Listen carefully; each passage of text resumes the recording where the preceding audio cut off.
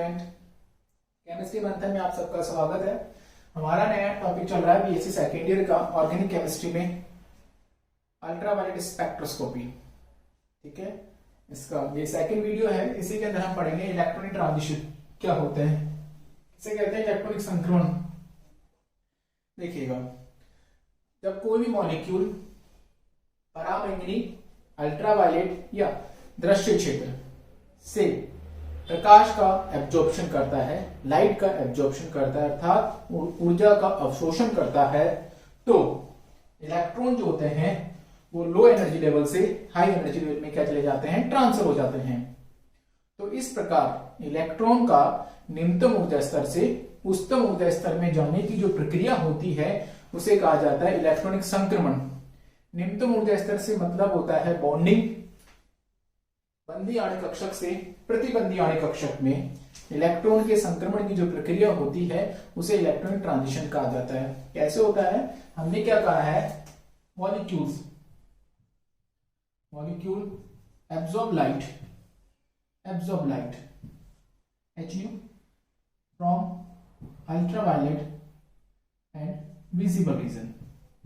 ठीक है, visible region से क्या करेगा, लाइट एब्जॉर्ब करेगा। लाइट एब्जॉर्ब करेगा तो इसमें क्या होगा, इलेक्ट्रॉन का क्या होगा, ट्रांजिशन। इलेक्ट्रॉन का क्या होगा, ट्रांजिशंस। कहां से कहां होगा इलेक्ट्रॉन का transition, from low energy level से हाई एनर्जी लेवल में। ठीक है, लो एनर्जी लेवल से हाई एनर्जी लेवल, इनको हम कह सकते हैं बॉन्डिंग मॉलिक्यूल और बॉन्डिंग मॉलिक्यूलर ऑर्बिटल से एंटी बॉन्डिंग मॉलिक्यूलर ऑर्बिटल। ठीक है, निम्नतम ऊर्जा वाले कक्षक से उच्चतम ऊर्जा वाले कक्षक में जब इलेक्ट्रॉन का स्थानांतरण होता है तो यह प्रक्रिया प्रकाश की उपस्थिति में संपन्न होती है। इसके इलेक्ट्रॉन का संक्रमण कहते हैं, इलेक्ट्रॉनिक ट्रांजिशंस। तो अल्ट्रावायलेट स्पेक्ट्रोस्कोपी का दूसरा नाम ये भी कह सकते हैं, इसको इलेक्ट्रॉनिक स्पेक्ट्रोस्कोपी भी कहा जाता है, क्योंकि इसमें इलेक्ट्रॉन का ट्रांसफर होता है। ठीक है, इलेक्ट्रॉन का ट्रांसफर होता है।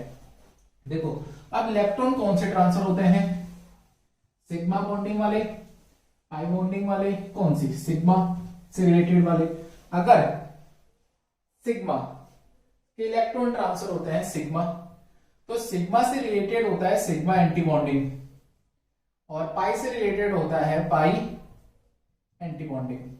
इस पे ये स्टार लगा होता है, इसका मतलब ये तो होते हैं, कौन से होते हैं, एंटी बॉन्डिंग्स मॉलिक्यूलर ऑर्बिटल होते हैं, जिनकी एनर्जी क्या होती है, बॉन्डिंग से क्या होती है, ज्यादा होती है।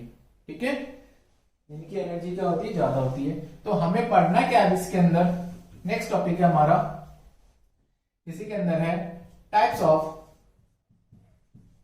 Electronic transitions.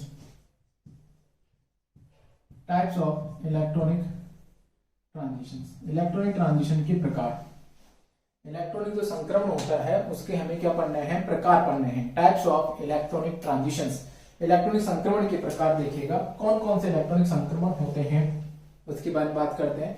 उससे पहले आप लोगों को एनर्जी लेवल्स पता होने चाहिए कि जो मॉलिक्यूल्स होते हैं उसमें कौन कौन से एनर्जी लेवल होते हैं। ठीक है, एनर्जी लेवल्स आप लोगों को पता होने चाहिए। देखिएगा, एनर्जी लेवल की बात करते हैं। सबसे नीचे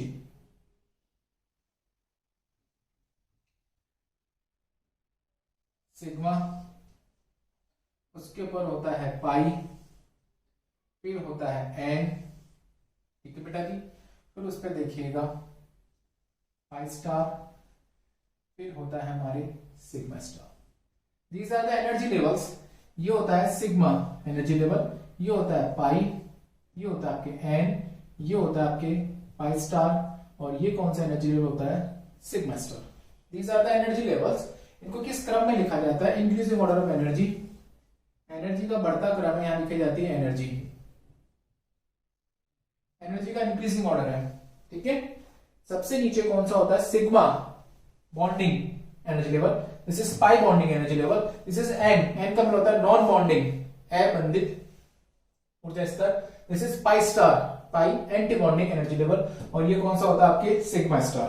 ठीक है, दिस इज इनको क्या बोलते हैं? Bonding. Bonding, this is bonding. Bonding ये कौन सा होता है? Non bonding. ये कौन सा होता है आपके? Anti bonding. और ये भी कौन सा होता है आपके? Anti bonding.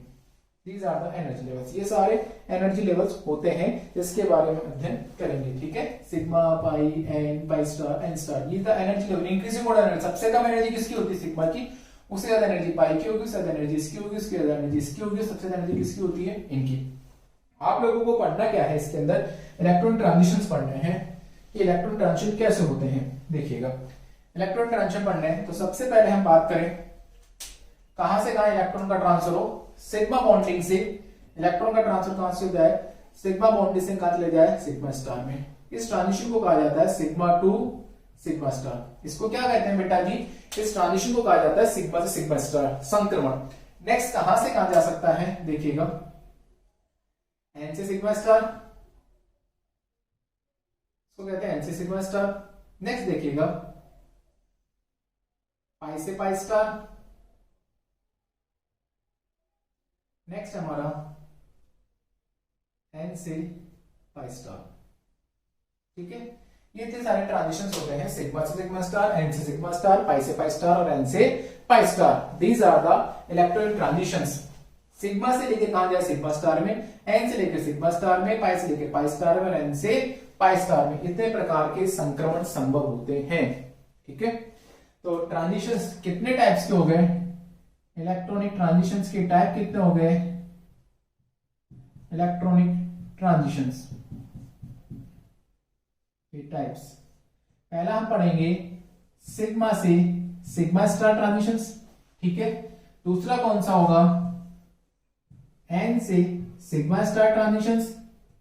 थर्ड देखिएगा, पाई से पाई स्टार ट्रांजिशंस। नेक्स्ट देखिएगा, एन से pi star transition. These are the transitions are possibles. Sigma sigma star transitions, इनमें सबसे ज्यादा एनर्जी किसकी होती है? सबसे ज्यादा एनर्जी की रिक्वायरमेंट कौन सी ट्रांजिशन में होती है? सिग्मा से सिग्मा स्टार के लिए।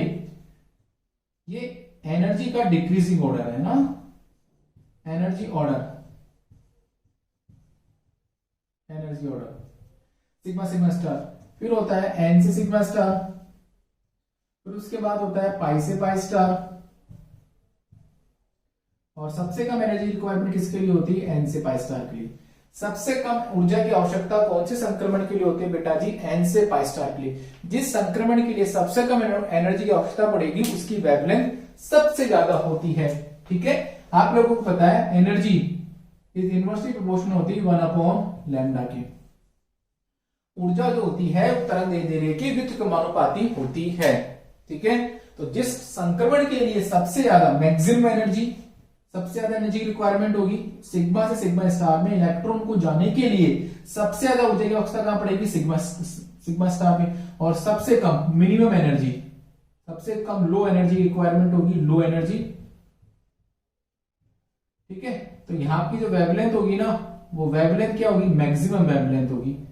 वेवलेंथ की वैल्यू क्या होगी? मैक्सिमम। सबसे ज्यादा वेवलेंथ की वैल्यू कहां पर होगी? एन से पाई स्टार संक्रमण के लिए। ठीक है बेटा जी, एन से पाई स्टार संक्रमण के लिए वेवलेंथ वैल्यू सबसे ज्यादा होगी और यहां पर वेवलेंथ की वैल्यू सबसे कम होगी। तो हमें ये ट्रांजिशन पढ़ने हैं आप लोगों को, सिग्मा से सिग्मा स्टार, एन से सिग्मा स्टार, पाई से पाई स्टार और एन से पाई स्टार। सभी संक्रमणों के बारे में पढ़ेंगे। परीक्षा में क्वेश्चन आता है इलेक्ट्रॉन संक्रमण पर टिप्पणी लिखिए। सेकेंडरी के पेपर में आता है इलेक्ट्रॉन संक्रमण टिप्पणी लिखिए। तो आपको ट्रांजिशन बताना है, ये एनर्जी। अब प्रत्येक ट्रांजिशन के बारे में देखिएगा, एंड किस किस के बीच में होता है। पहले बात करते हैं सिग्मा सिग्मा स्टार ट्रांजिशन। ठीक है, सिग्मा सिग्मा स्टार ट्रांजिशन कहां होता है, किस कौन से कंपाउंड में होता है? तो देखिएगा, पहला ट्रांजिशन लिखा हुआ है हमारा sigma two sigma star transition. Sigma two sigma star transition. Sigma से सिग्मा स्टार ट्रांजिशन के बारे में आपको पढ़ना है। क्या होता है सिग्मा से सिग्मा स्टार ट्रांजिशन? देखिएगा, सिग्मा से सिग्मा स्टार ट्रांजिशन मतलब पहले तो आपको ये पता होना चाहिए कौन से कंपाउंड में पाया जाता है। तो सुनिएगा, ऐसे ऑर्गेनिक कंपाउंड जिनमें केवल और केवल सिग्मा बॉन्ड पाया जाता है। इसमें कौन सा बॉन्ड पाया जाता है? केवल सिग्मा बॉन्ड, केवल और केवल सिग्मा बॉन्ड पाया जाता हो, दैट इज सैचुरेटेड हाइड्रोकार्बन। ये संक्रमण कौन से ऑर्गेनिक कंपाउंड में होता है?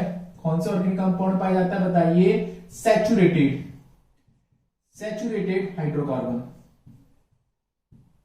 Saturated hydrocarbon.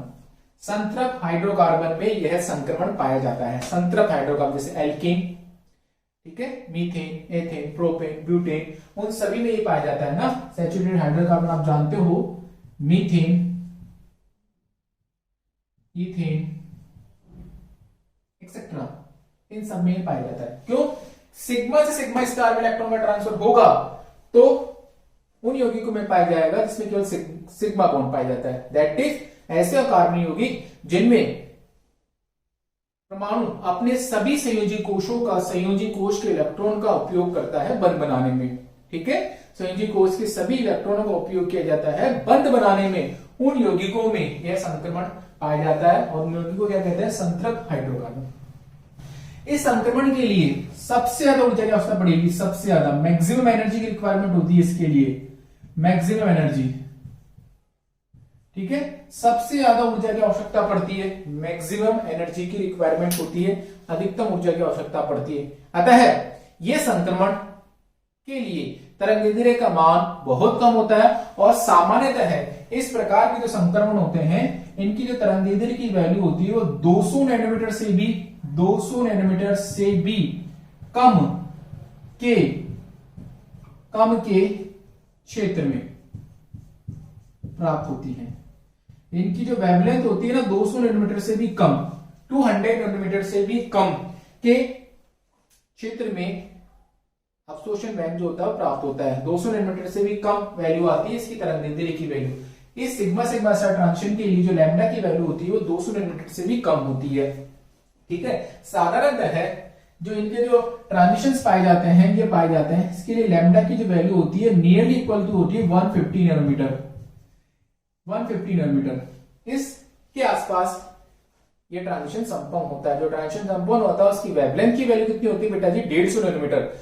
ठीक है, बहुत सुदूर, इसको हम बोलते हैं दूर अवरक्त क्षेत्र बोलते हैं, फार अल्ट्रावायलेट रीजन होता है।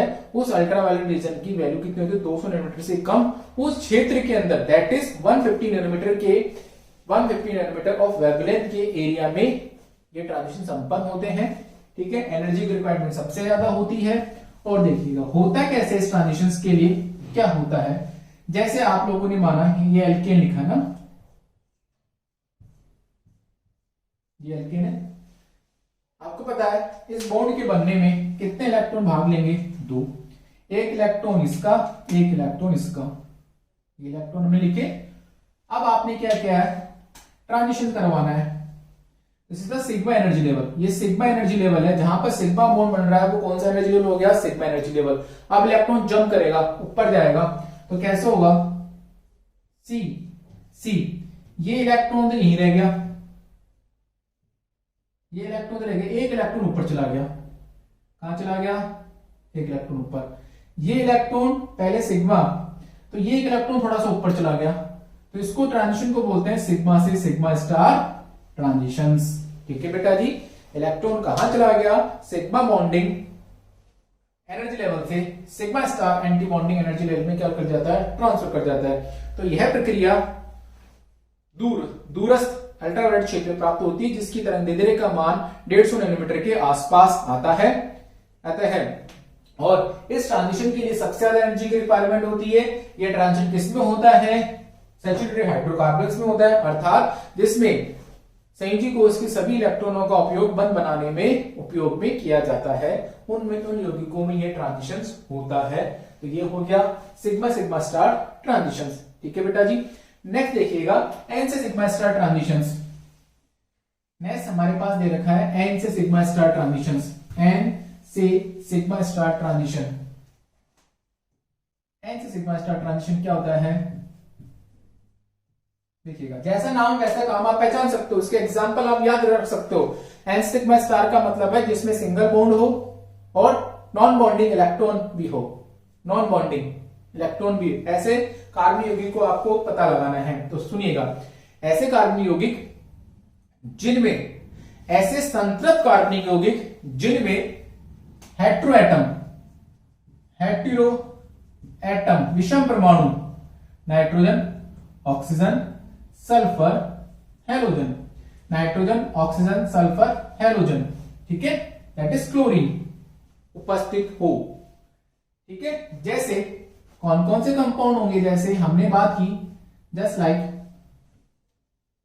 ROH अल्कोहल, RNS2 एमीन, ठीक है, थायो alcohol RSH, alkyl halide RCl, ठीक है, वो कार्बनिक यौगिक जिसके अंदर सिग्मा बॉन्ड के साथ साथ लोन पेयर भी प्रेजेंट हो, ठीक है, उन यौगिकों में इस प्रकार का संक्रमण होता है। ठीक है, उन यौगिकों में क्या होता है, इस प्रकार का संक्रमण पाया जाता है। इस संक्रमण के लिए एंटी सिग्मा स्टार संक्रमण के लिए ऊर्जा का मान, ये जो एनर्जी की वैल्यू होती है इसकी तुलना में क्या होती है, कम होती है। अतः इनकी जो वेवलेंथ की वैल्यू होती है वो थोड़ी सी क्या होती है, इससे ज्यादा होती है। जैसे एग्जांपल हम ले मैथिल अल्कोहल CH3OH, इस मैथिल अल्कोहल के लिए जो लैम्डा की वैल्यू आती है वो नियरली इक्वल टू आती है 174 नैनोमीटर, 174 नैनोमीटर के पास आती है। और ऐसे ही मैथिल क्लोराइड, इसके लैम्डा की वैल्यू आती है 164 नैनोमीटर के आसपास आती है, 164। ठीक है, तो हम ये कहना चाह रहे हैं कि इन ट्रांजिशंस, इन कंपाउंड में क्या खासियत है, लोन पेयर पाया जाता है और सिंगल बॉन्ड पाया जाता है, तो उन यौगिकों में ट्रांजिशंस होता है। देखिए होता कैसे है, इसको हम कैसे समझ सकते हैं, जैसे हमने एग्जांपल लिया ROH, ये लोन पेयर है, ये नॉन बॉन्डिंग है। इसको जैसे आपने HU प्रकाश की प्रेजेंस में रखा तो नॉन बॉन्डिंग इलेक्ट्रॉन देखिएगा, ये नॉन बॉन्डिंग इलेक्ट्रॉन है, ये नॉन बॉन्डिंग इलेक्ट्रॉन है जो बॉन्ड बनाने भाग नहीं ले रहे हैं, ये इलेक्ट्रॉन ट्रांसफर हो जाते हैं ऊपर, ये दैट अपनी जगह रहा, एक इलेक्ट्रॉन का चले जाता है इधर, दिस इज N, तो ये ट्रांजिशन कौन सा हो रहा है, N टू सिग्मा स्टार। ठीक है, नॉन बॉन्डिंग एनर्जी लेवल से इलेक्ट्रॉन का संक्रमण सिग्मा स्टार एंटी बॉन्डिंग में हो जाता है, जिस संक्रमण के लिए सिग्मा से सिग्मा स्टार संक्रमण की तुलना में कम ऊर्जा की आवश्यकता पड़ती है। अतः इन संक्रमण के लिए वेवलेंथ की वैल्यू सिग्मा सिग्मा स्टार संक्रमण की तुलना में थोड़ी सी ज्यादा होती है। जैसे एग्जांपल मैंने बताया, मैथिल अल्कोहल के लिए कितनी होती है, 174 नैनोमीटर, मैथिल क्लोराइड के लिए मैंने कितना बताया, 164 नैनोमीटर। ठीक है बेटा जी, नेक्स्ट देखिएगा, नेक्स्ट संक्रमण कौन सा हमारा, पाई से पाई स्टार संक्रमण। नेक्स्ट है हमारा पाई से पाई स्टार संक्रमण। तीसरा संक्रमण देखिएगा pi to pi star transitions. Pi to pi star transition किस में पाया जाता है, बेसिकली जी पहले ये समझिएगा, पाई से पाई स्टार ट्रांजिशन का मतलब होता है अनसैचुरेटेड हाइड्रोकार्बन्स, एरोमेटिक कंपाउंड्स जिसमें डबल बॉन्ड पाया जाता हो, ट्रिपल बॉन्ड पाया जाता हो, उन यौगिकों में यह ट्रांजिशंस पाया जाता है। ठीक है, अनसैचुरेटेड किसमें पाया जाता है बेटा जी, अनसैचुरेटेड हाइड्रोकार्बन्स, अनसैचुरेटेड हाइड्रोकार्बन्स में ये ट्रांजिशंस पाया जाता है। ठीक है, अनसैचुरेटेड हाइड्रोकार्बन्स जैसे एल्कीन्स हो सकता है, एल्काइंस हो सकते हैं, जैसे लाते alkene, alkene, alkyne, alkyne, C triple bond C, cyanide,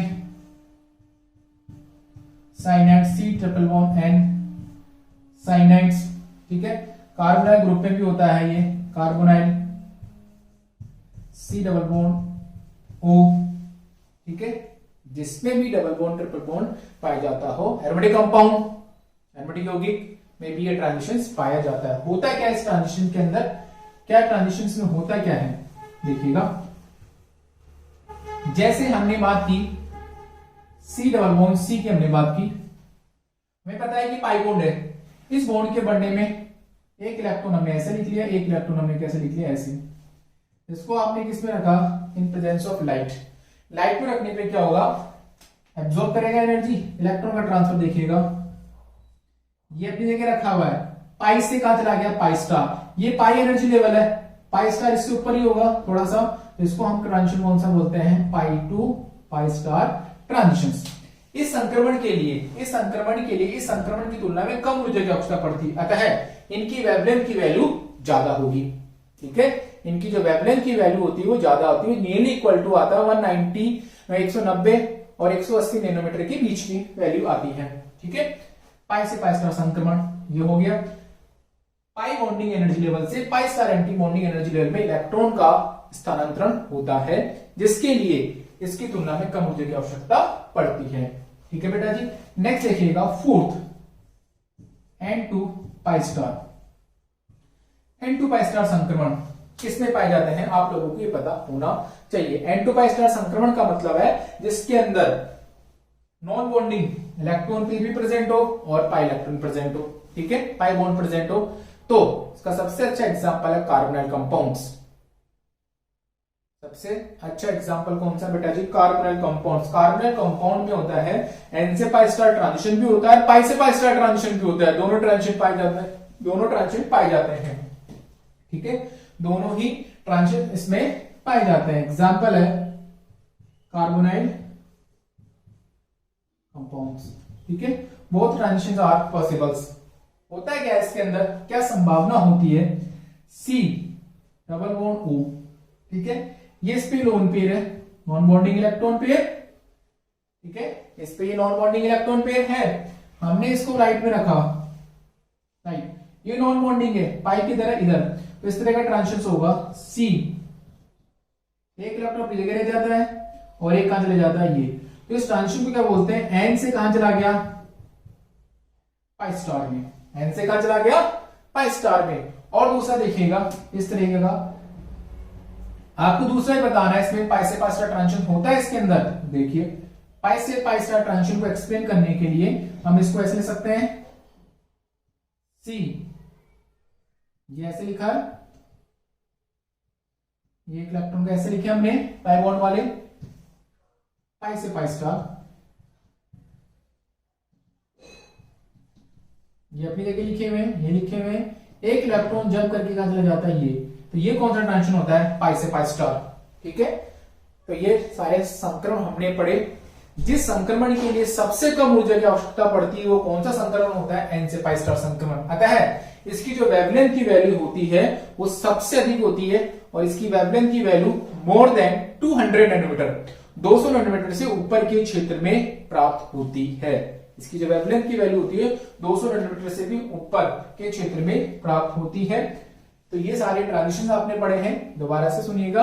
electron transition 4 प्रकार के होते हैं, सिग्मा सिग्मा स्टार, N से सिग्मा स्टार, पाई से पाई स्टार, N से पाई स्टार। सबसे ज्यादा एनर्जी रिक्वायरमेंट इसकी होती है, अतः जिसकी एनर्जी ज्यादा होगी उसकी वेवलेंथ क्या होगी, कम।